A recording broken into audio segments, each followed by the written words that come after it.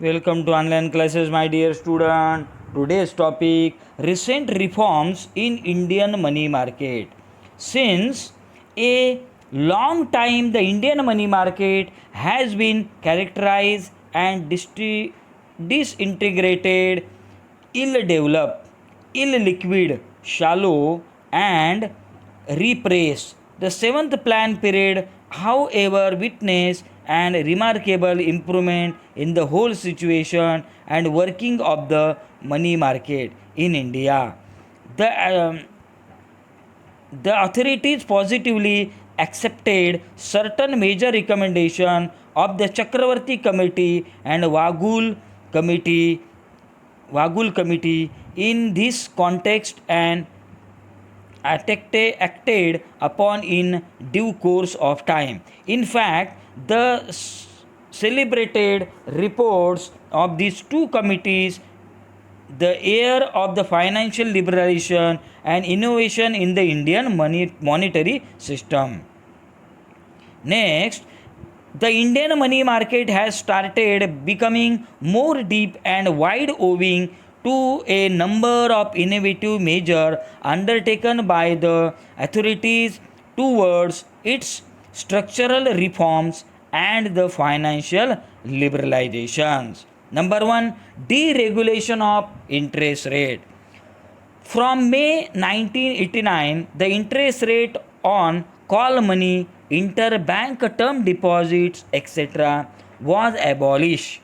The interest rate is freely determined by the market force, thus, interest rates were made flexible in the money market. Next, introduction of new instruments.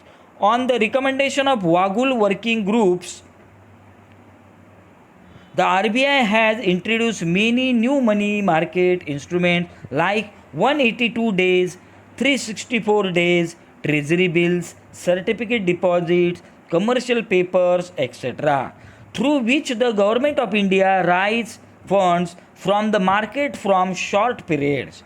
RBI has introduced new money market instruments to develop money market and to make it more effective. Next, money market mutual funds. Next, money market mutual funds. The money market mutual funds were introduced in 1992 by RBI to provide an additional short term revenue to the individual investors. Next, Discount and Finance House of India.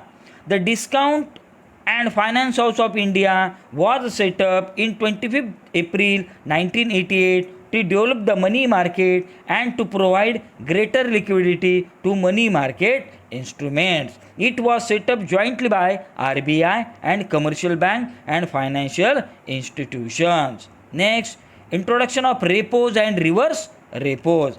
RBI introduced repo in December 1992 and a reverse repo in November 1996. Repo and reverse repo are instruments used for short-term liquidity management. Next, regulation of non-banking financial company (NBFC). According to amendment of RBI Act in 1997, no NBFC can carry on any business of financial institutions, including acceptance of public deposit, without obtaining a certificate of registration from RBI. Further, companies accepting public deposits are required to combine with the procedure norms and also to submit periodic returns to the RBI. Next, establishment of the Clearing Corporation of India Limited (CCIL). The CCIL was set up in April 2001 with the State Bank of India. CCIL clears all transactions in government securities and repos reported on the negotiated dealing system of RBI. Next, electronics transaction. In order to have transparency and efficiency in the money transactions, the electronic dealing system has been started. It covers all the deals in the money market. Next, legal measure. In 1918, the government of India passed a law to check usury under the Loans Act. Similarly, laws were enacted to compile money lenders to maintain proper registration, registers and accounts of their lending business. Money lenders were also required to maintain license for carrying on their lending business.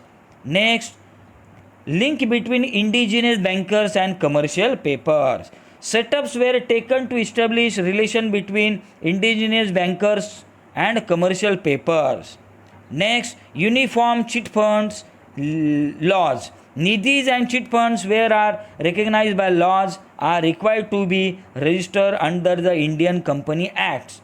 The central government has proposed to introduce a special legalization called the Nidhis and Chit Funds Act with a view to controlling and regulating their activities.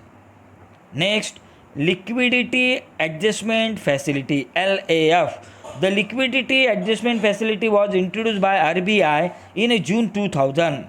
LAF has helped RBI to develop short-term interest rate and to adjust liquidity in the money market.